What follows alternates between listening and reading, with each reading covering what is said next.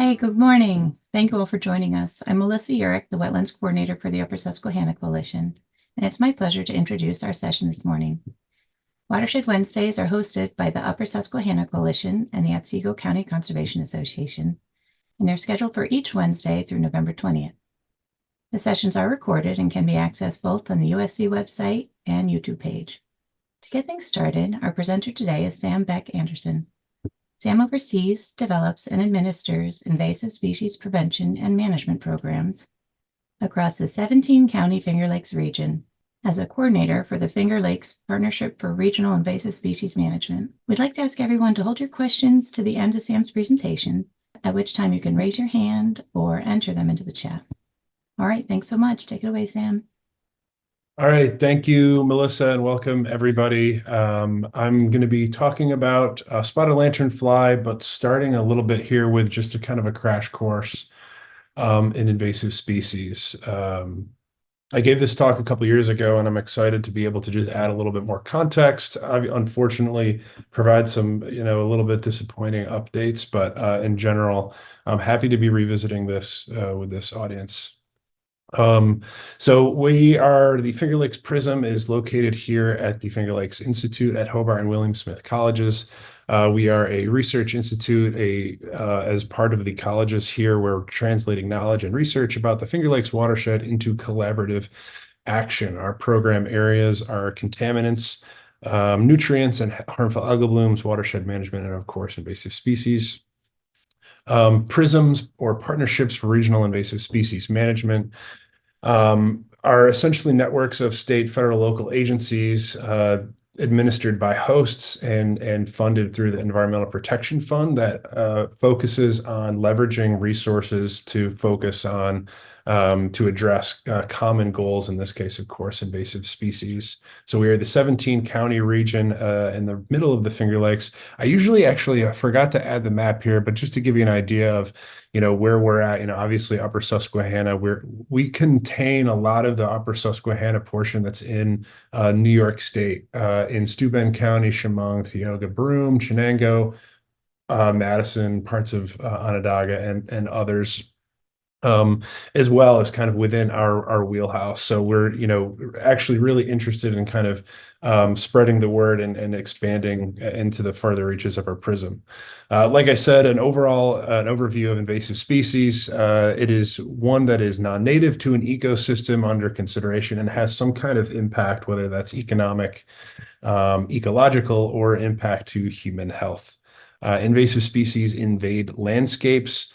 These are a couple examples of invaders that have introduced themselves or been introduced across a number of different areas. This is on the top left. This is Japanese knotweed, this poor guy here, and a big, huge crowd of this. We have kudzu, the plant that swallowed the south. This is a monoculture of the invasive water chestnut plant clogging up a waterway. We have more Japanese knotweed down here, actually growing through blacktops. And then on the bottom left, we have again monoculture of aquatic hydrilla. It's underwater macrophyte, invasive macrophyte, that's found here in the Finger Lakes, in one of the Finger Lakes. And of course, our culprit for today, spotted lanternfly on some poor tree in somebody's backyard. What's at stake here of for invasive species? The biggest kind of broad description of the impacts of invasive species are a trophic disruption. I think it's a good way to describe some of the more obvious issues that invasive species cause, but they also cause other areas of concern like water quality and recreation and tourism. A lot of that does, I think, come from trophic disruption ultimately, but some of them are a little bit more direct or indirect, kind of depending on what stakeholder you're talking about. This is an example of just some of the potential impacts to the Great Lakes from a plant like hydrilla that we were talking about a little bit earlier. So invasive species and climate change, of course, in our changing climate, it is becoming, more and more ingrained in all parts of environmental science and conservation, and invasive species is no exception. Climate change is causing species to be able to invade new regions. New pathways are coming are about through this climate change, as well as new shipping routes change, and the ability to move throughout the globe shifts. Those pathways are changing and increasing over time. This is having a big effect on native species as well, creating less diverse and less resilient ecosystems around everywhere that is being affected by this. So as invasives are coming in and kind of creating, becoming more, or excuse me, as a habitat is becoming more affected by climate change, and natives are becoming they're becoming less hospitable to natives and even more hospitable to invasives, which is increasing that level of disruption that invasive species are causing. Some examples of this: neonatives are native species whose range expands and behaves as an invasive in its expanded range due to climate change. An example of this is the southern pine beetle, which is native to the southeast US, has now become extremely invasive just down in Long Island, as the habitat and climate has shifted enough to welcome this invasive past forest past with open arms. Sleeper species being non-native species whose range is predicted to expand as a result of climate change. As well.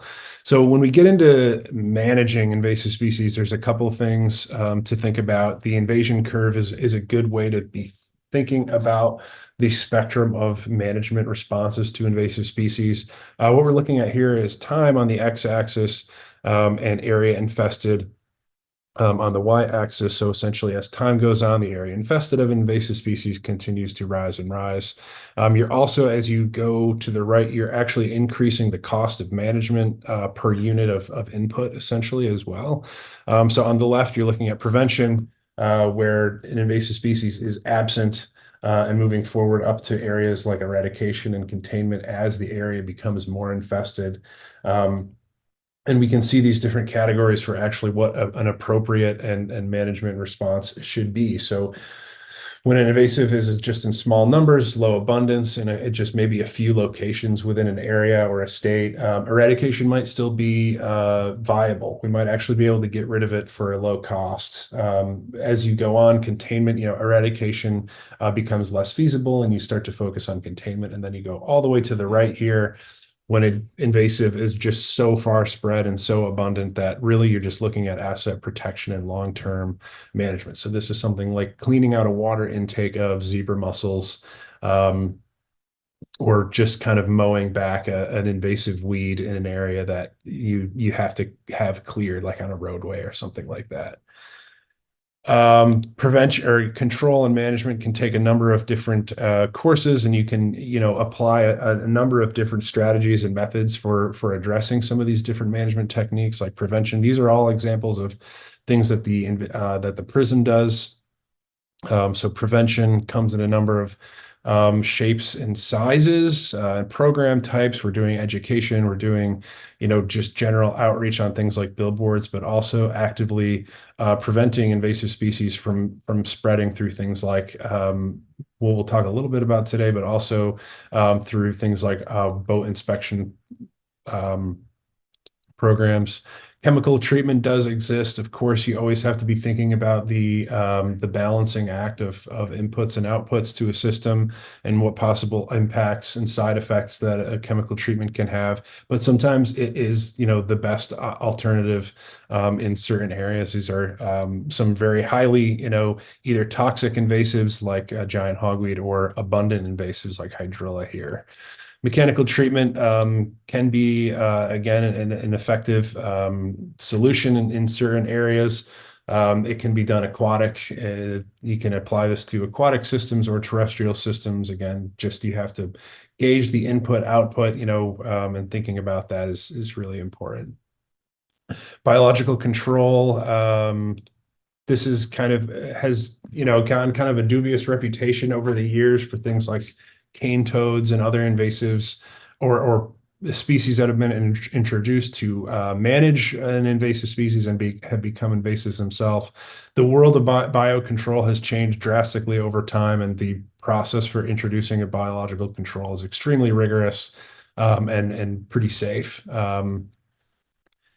Monitoring early detection is a really important element of this as well. Of knowing where invasive species are and are not is critical to actually addressing invasive species broadly. What are we looking at here? Okay, excuse me.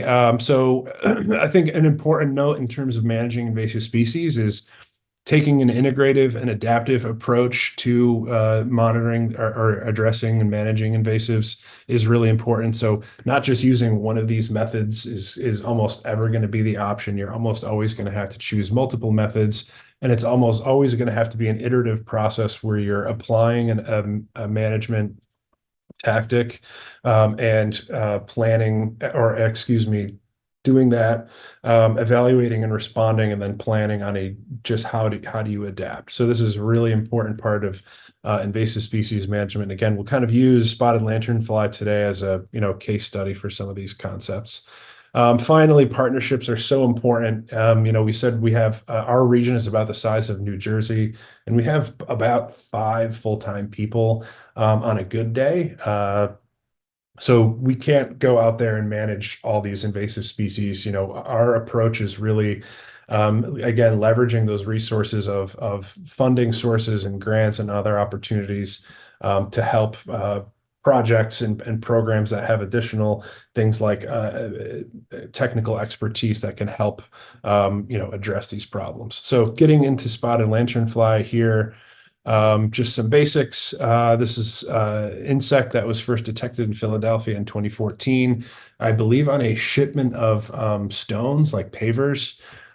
Is native to China. An adult size is about 1 inch long. So this is a couple of the different life stages here of spotted lanternfly. It's a single cycle annual insect that starts in about April to June as it hatches, and then goes through September, or excuse me, through September to December as an adult egg laying species. The threat of spotted lanternfly is significant, as with any new invasive species, of course. Long-term management is costing billions each year. This threatens millions of dollars in economic activity in the New York and PA grape and apple industries alone. And this is not even talking about other impacts that this could possibly have. And the additional risk for things like maple syrup, ornamental plants, and forestry. And of course, with all of these issues, this doesn't just affect the bottom line of some of these industries. It affects everything that comes down from that too. When you look at economic analysis and impact, you're looking at things like job creation and healthcare and things like that, that invasives can really just have this cascading effect. There are over 70 host plants that spotted lanternfly can have. Of course, grapes, fruit trees, hops, maples, walnuts, some of those really, desirable plants. But its main host plant in its native range, and here too, of course, is tree of heaven.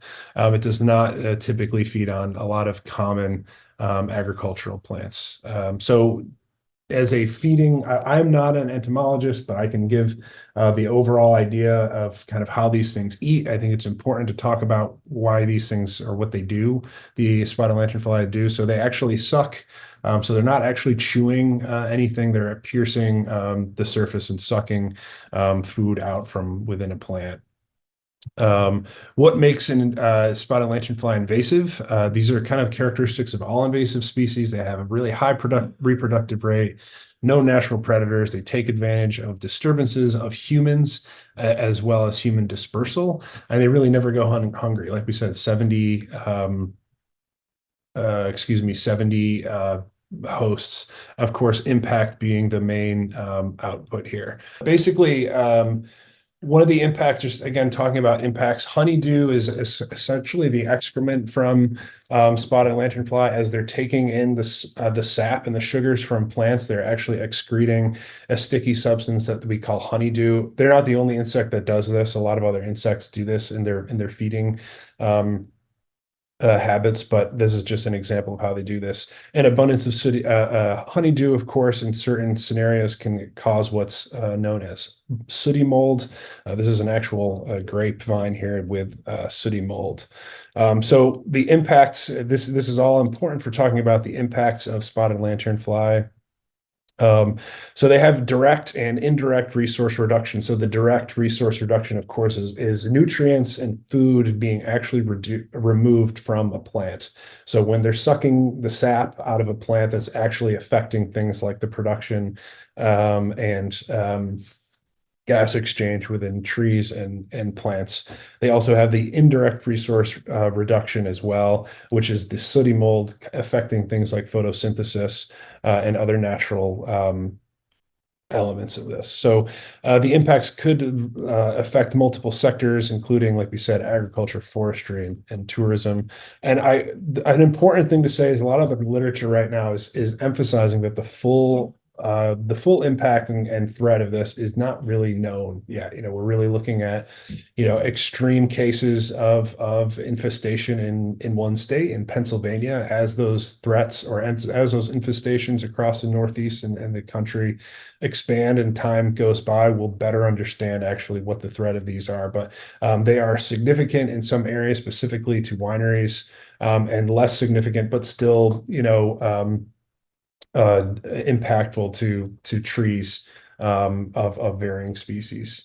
So spotted lanternfly spreads with people. This is a couple of just good examples about where spotted lanternfly like to set their egg masses. We've seen spotted lanternfly spread since its introduction in Pennsylvania. This is just the most recent map of this.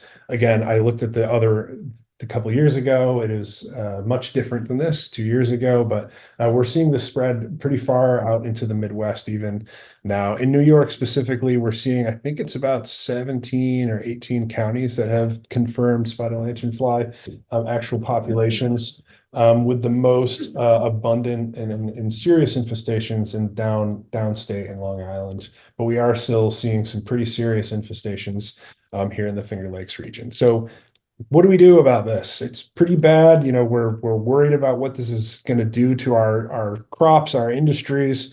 What do we actually do about it? I think this is what a lot of people want to know. So, like we said in this invasive species curve, prevention and monitoring are just really, really important to reducing the impacts of any invasive species at the lowest cost per input. And it remains the same with spotted lanternfly. So what we're doing right now is the prevention that we're doing is a lot of education and outreach.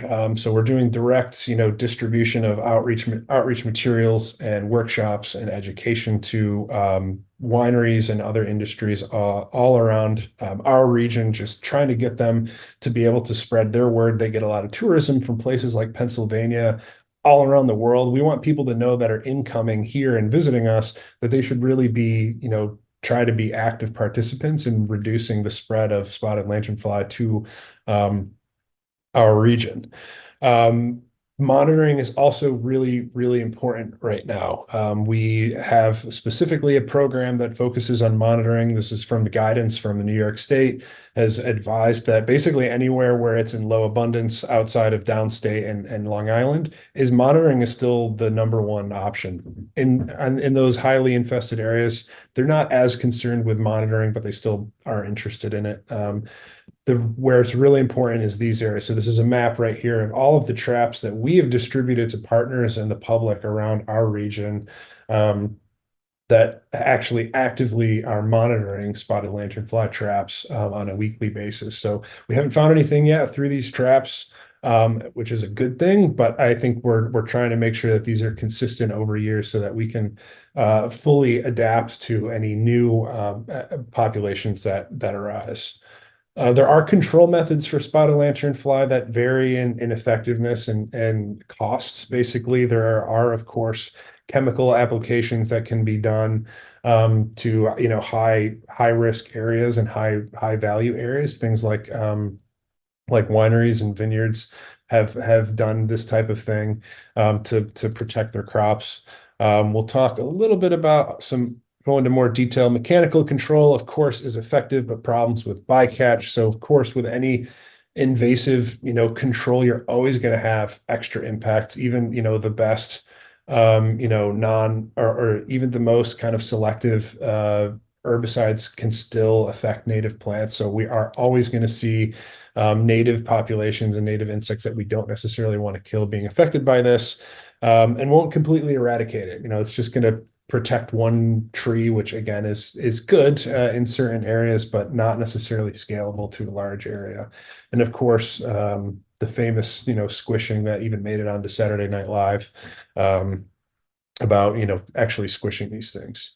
The next kind of topic that we're going to talk about in terms of control relies us focused on Tree of Heaven, which is the main host of spotted lanternfly in its native range, and has even some research is kind of pointing towards that Atlantis is actually part of the life cycle of these and the spotted lanternfly in some areas. So it has helped spread easier in North America. I think this is a great example of um, kind of negative commensalism or adverse commensalism that's happened in the invasives world, is that, we're seeing the existence of Tree of Heaven throughout our landscape, specifically in the Finger Lakes region. We have a ton of it, has allowed this invasive insect to take place. If, this plant possibly wasn't here, we could have avoided a lot of mess and a lot of, additional infestations.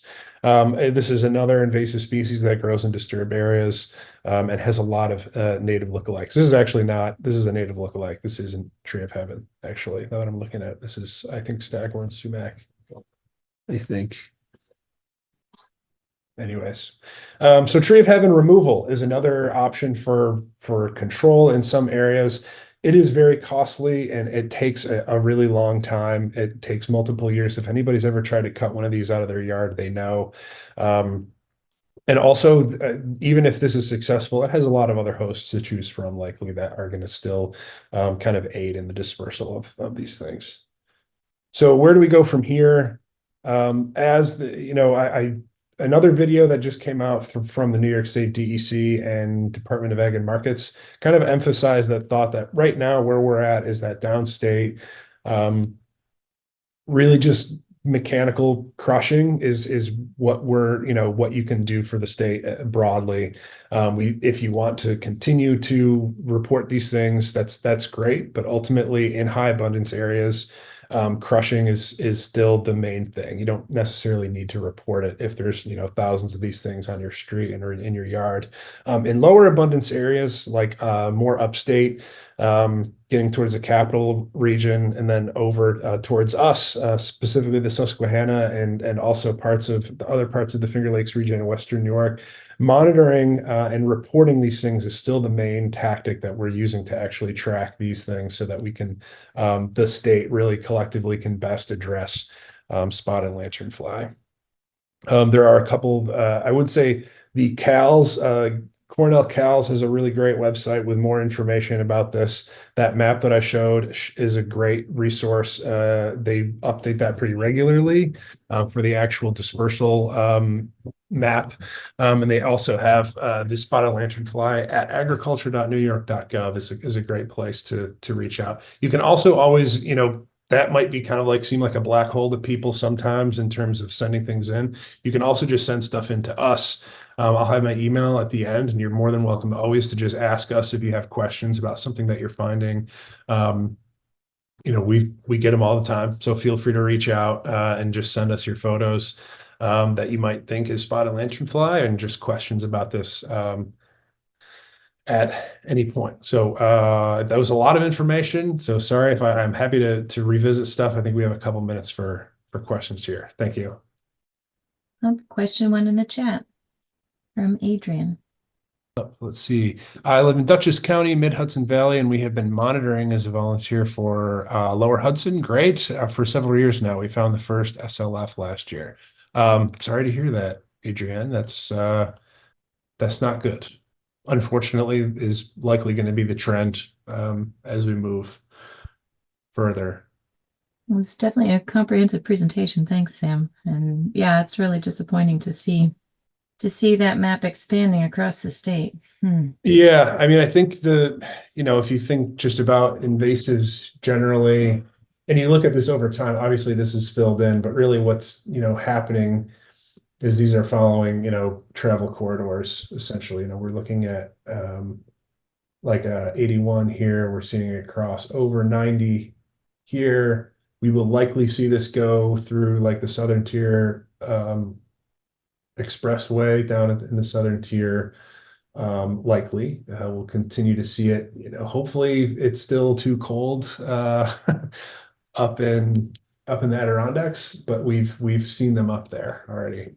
Are there any native plants that naturally repel the spotted lanternfly?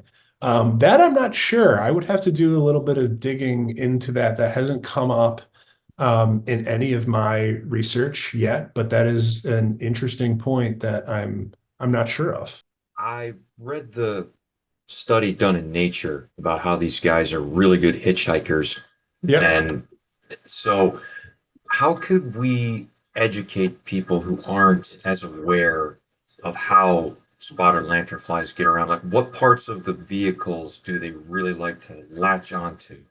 Yeah, so it's good question. It's usually rusty areas and like kind of dirty areas typically. Like you won't typically see that on like a nice glossy finish of a car. You're really going to see it kind of on the undercarriage and really hard to reach spots like behind a wheel well or something like that. So I think a good way to do this is uh, for like undercarriage car washes are really great Mm. ways to do it.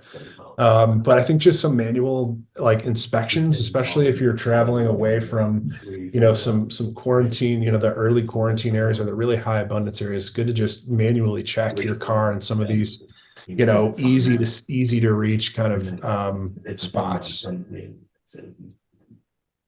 Thanks. Yeah, sure. What's the best method for removing Atlantis? We kind of suggest Penn State Extension's guide for removing Atlantis. It's a method. The main method, or one of the methods, is for a larger plant, is called hack and squirt, which is essentially you take an axe on a number of parts on a stem of a larger Atlantis tree, and you actually apply herbicide within that after I believe topping it. Depending on the timing, you can actually pull some of the young sprouts, but you're gonna have to additionally spray that as well. So it's a similar process to treating with herbicides a number of trees as you apply the herbicide when the roots and the system is trying to intake as much as you can, depending on which type of herbicides you're using. But like I said, Penn State Extension has a really comprehensive overview of treating a number of plants, or excuse me, a number of different situations where you're trying to get rid of Atlantis. Okay, or specific soil types that they're not successful in surviving within. That I'm not sure is well, that's a great question. I'm not really sure. I'm not sure how that would address management of Atlantis. I mean, I think the main point is managing where they get there. Um, saw another question below, just talking about Atlantis again. Then I'm going to come back to this other one. Are you recommending, as we are, that only female Atlantis be removed to decrease reproduction? Atlantis is a vigorous sprouting tree. Cut it down and 10 more will grow in the same spot. Yeah, absolutely. I think that that's a fair recommendation to reduce reproduction. That's not something we specifically recommend. We typically, I think recommending removal of Atlantis is a little bit dubious because of what you're saying here, is that it is so difficult to actually treat. You really need like a multi-year plan. I think you need to have a really good reason to do it in most cases. But yeah, like you said, it's a really vigorous sprouting tree, and we've seen it, sprout dozens from it in the past. I have a group of students here with some questions. How many eggs can be a mass? Oh, I think I don't want to say anything wrong here. I don't believe it's the thousands. I think it's somewhere in the hundreds. What is the rough survivability per mass? These are good questions from your students that I unfortunately don't know the answer to, but I could get back to Melissa with some feedback. Sorry, I Sure. can't answer that in more detail. So we're at 10, so we should probably wrap it up, but maybe if anybody has any other questions, they can email them directly to you, Sam. Yeah, absolutely. Anytime. And I then can put let's my share some of those links that you mentioned. We can put them on the YouTube page, YouTube link when we share the video. yes, absolutely. And I know you've got to get going, so let me share real quick next week's presentation for Watershed Wednesdays. We're going to have Ashley Seafried from Southern Tier 8 talking about New York's Climate Smart Communities program.